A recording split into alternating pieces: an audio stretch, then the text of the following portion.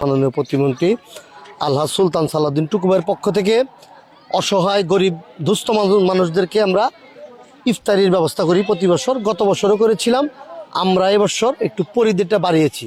আপনারা দেখতে পেলেন যে আমরা টাঙ্গাইল পৌরসভাধীন জেলা সদরের 1 নম্বর ওয়ার্ডের যে বস্তিবাসী আছে, বস্তির সকল মানুষকে আমরা সুলতান সালাউদ্দিন টুকু ভাইয়ের ব্যক্তিগত উদ্যোগে, তার সহায়তায়, পৃষ্ঠপোষকতায় আজকে আমরা ইফতার সামগ্রীগুলো বিতরণ করলাম। এবং আজকেও শহরের বিভিন্ন গুরুত্বপূর্ণ স্পটে, যেমন নিরালা মোড়, পুরাতন বাসস্ট্যান্ড, নতুন বাসস্ট্যান্ড, শান্তিকুঞ্জের মোড়, এখানে ইফতার সামগ্রী মানুষদের মাঝে বিতরণ করা হচ্ছে। আমরা পর্যায়ক্রমে এটার পরিধি বাড়াবো, যাতে করে আরও অসহায় মানুষ এই সুবিধাটা পায়। এবং আমাদেরকে সুলতান সালাউদ্দিন টুকু ভাই নির্দেশ দিয়েছেন যে ঈদের আগ রাত পর্যন্ত এই ইফতার সামগ্রী বিতরণ অব্যাহত থাকবে।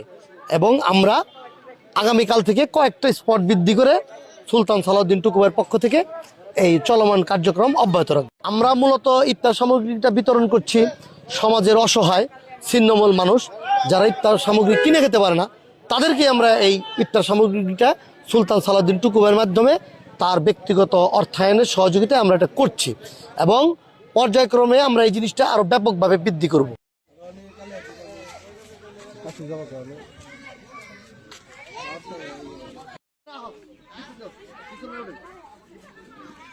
শুনতো